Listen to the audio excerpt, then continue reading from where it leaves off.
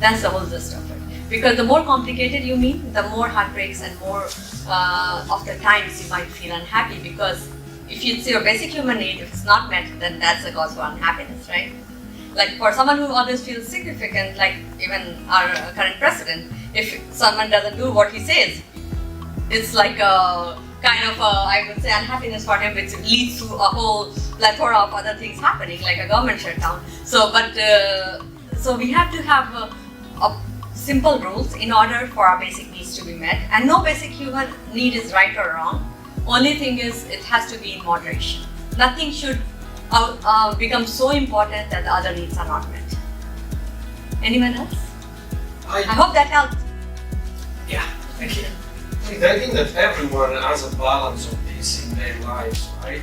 And I think that the balance is also changing with your life when you grow, right? Mm-hmm. And for example, I can see myself where right now love and connection, growth, certainty for me are very important. Mm-hmm. But significance, uncertainty, variety, contribution are not right now, but they were once. Mm-hmm. I remember myself as a kid when I was in university, I wanted to do something, you know, you have a kind of driving to you, so significance is very important at that age, but then when you grow up things change. So yeah, I like a lot this, that how we can be a mirror into looking into you. This diagram is really good from this point of view, but I can see that like you need to have or find a balance compared to that. Yes. Yes, what's your balance?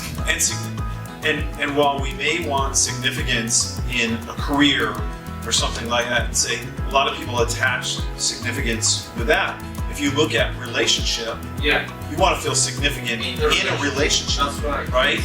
If I don't feel important to my partner, then I feel like I'm missing something. Don't do that. That's right. Right? It's true.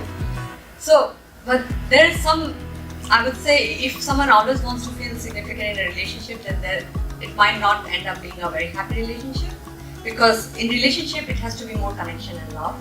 But there is a balance of significance in the relationship. Yes. Everyone will have all the 6 human needs in different quantities, and not everyone has this balance. That's the issue. And most of the people, if you see the people especially who kill themselves or kill others, they usually have significance and certainty at the topmost, and they don't have much of love and connection. Don't have much of like growth or contribution. It's more about, okay, I'll feel important if I do this, right?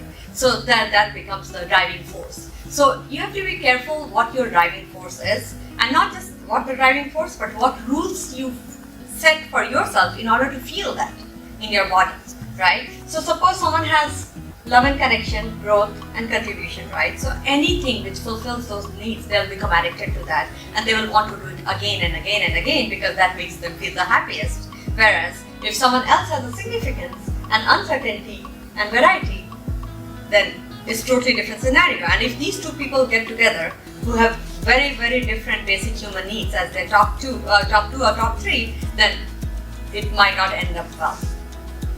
Because inherently people don't change, right? It's only for love sometimes people do differ a little, or maybe make a little bit of sideways change or something in order because they want to. It's not that someone else told them to. So that way you have to be careful even when you are with someone, like, okay, does your basic human need align with their basic human need? Otherwise it's not going to. I have just a thought came up, like all the discussion that people had. That was a very good point, Jaden, about significance in a relationship. Like that you feel you're not being heard by your partner, not feeling appreciated, and about those needs changing. Like I was thinking about my needs, and significance and contribution are very important to me. Of course, love and connection, I'm a little confused, but I think contribution is definitely there. Yes. And I was wondering, what if I'm in a close relationship with somebody who has the same basic needs as I? Then it will be a very beautiful relationship. It won't clash? No. Similar things always, like, because it's not, both don't have significance as the first priority. That's the thing, it's contribution. Or it's like certainty you'll have to control a little bit. But if you have contribution and love and connection, and both are the same, that will be like a match made in heaven, like a soulmate connection. That will be some of the happiest relationships you can have.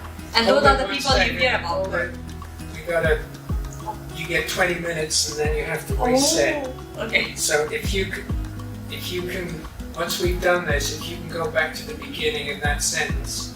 Okay. From where she said?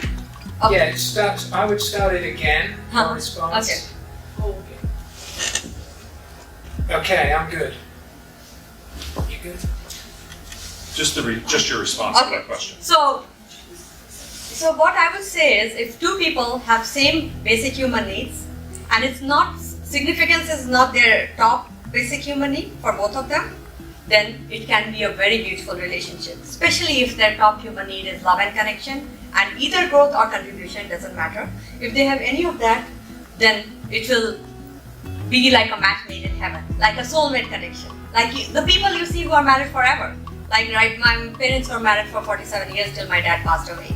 So, and after that, my mom didn't even want to live that much, so she passed away after a few years of him, after she had fulfilled her responsibilities. So I would say, like, most of the time, when you have love and connection, and if you have either growth or contribution, you can exchange it. Those can turn out to be some of the most beautiful relationships, because both want to do things for each other. And what can be better than that? It's not about me, it's more about we. So. One thing I'd say as it relates to relationship, it's interesting to look at the order of this, as Anita had said, because if, for example, imagine one person in a relationship has a money issue, and they're looking for certainty, and the other person is looking for connection as their highest priority. And there isn't give and take in the relationship because I need certainty. The other person's like, I'm not getting love, you're not getting money, and it will clash. And if the second need for the person with certainty is connection, and the other person, it's reversed, it's really important to understand the order because they can clash. And when you look for certainty as a highest priority, it can really trip you up. Yes, I totally agree with that. And sometimes it's also has to be, I think, more in moderation. If both partners have certainty, it's good. But if one person has, one doesn't, then it doesn't work. Suppose you're with someone who has uncertainty as the topmost need, and they want to always go on adventures to see how it ends up. But you are a person who always wants to be certain, then you don't want to go on adventures you know nothing about, right? You would rather go on a general vacation like most people do. So that might not be a very good match in a relationship scenario. So it's very important, if you meet someone new, to understand where they are coming from and what their basic human needs are in order to make it a lasting relationship. And it doesn't just hold for your significant others or your partners in life, but also many of your professional relationships are more successful if you guys are aligned in some aspect and there is mutual trust and mutual connection. The trouble is, you only figure that out as you go along. You don't Yes. see it up front. Yes. No, so that's that's very true, and that's the reason I think in relationship, especially in the Western world, people always date someone before marrying, right? Unlike India, where you get married and then you get to know the person. And even in the partnerships, like I have a startup and I've been looking for a co-founder, and then my mentor told me, okay, don't take any co-founder immediately. First, do a project with them and see, because that will show you everything, whether they're more individualistic, more team-oriented, whether they like to control or give control, how they are in their attitude towards you and towards the company as a whole, whether they are coming in just for money or whether they are coming in to make a difference, right? Because so basically, once you do a project with someone, you know that, and that's I think a very smart advice from a very experienced guy. And that helps you then decide later on not have bad things happen to the company or bad things happen later down the line which you were not even aware of. So it's very important to get to know people, and yes, it does take time. I totally agree with that. Rome wasn't built in a day, right? So anyone new you meet, it takes time to get to know them better. But some people you would like click instantly, I guess, like me and Monica. Right from the first day I knew I wanted to find my team, right? But we are very similar personalities. I think the basic human needs are very similar, and the past life experiences are very similar. So, but sometimes you meet, but sometimes you have to get to know people and then do your due diligence, right? Even in the interview process, so they do that, yeah. Is the Maslow hierarchies obviously follows an order. Yeah. Is the order here significant? No, it's not. Okay. It's only what order you put them. So I've given a notebook to all of you and a pen. I would like you guys to write your top human needs if you want to. So this is the Maslow's. So Tony has added one more. This had 5, he had 6. But pretty much the thought process is similar.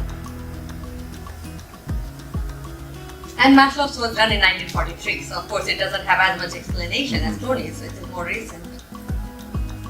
But here it's more, there's a priority inherent in this.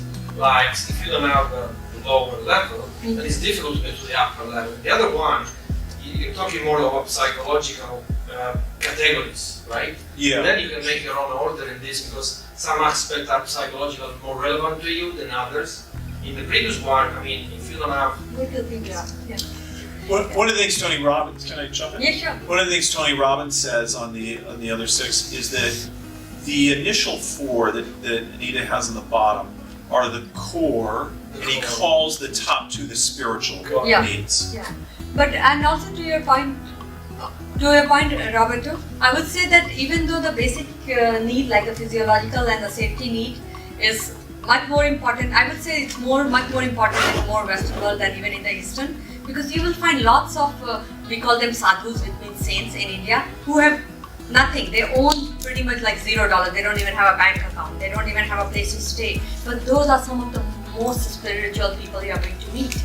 Even I don't know how many of you have heard about Ramdev. The meditation I did was part of the meditation I learned from him. But the other one is more advanced, so I did the basic one. And he doesn't own a single dollar or a single rupee in his name. He doesn't have a bank account. But he owns a lot of companies which make all health products and health foods, and it all goes to his ashram. Ashram is a place where people who have nowhere to go, they can come and stay and meditate and do yoga and all that. So there are many people in some parts of the world who don't care about the basic needs like the safety, or they'll pray in the jungle and a tiger can come and attack them. They don't care because they are so much into their spiritual higher self that these worldly things don't make a difference to them. Because they see that soul is always going to live forever, and this body is something like a cloth which you change. So I can change this body, like I can die and be reborn in another form, but so they don't care about some of the material things, especially, and they don't marry, they don't have families, so they don't have any liabilities to think of. So I would say that this basic needs of safety and physiological is more prone to maybe more, I would say, society which is much more organized, like they have kids, they have families, they have someone to take care of, so they need like their kids to be safe, right? Or we all want to be safe so that we don't get attacked or mugged. But in those forests, the people who live, who their only purpose is to pray to God and meditate, they don't care about all those things.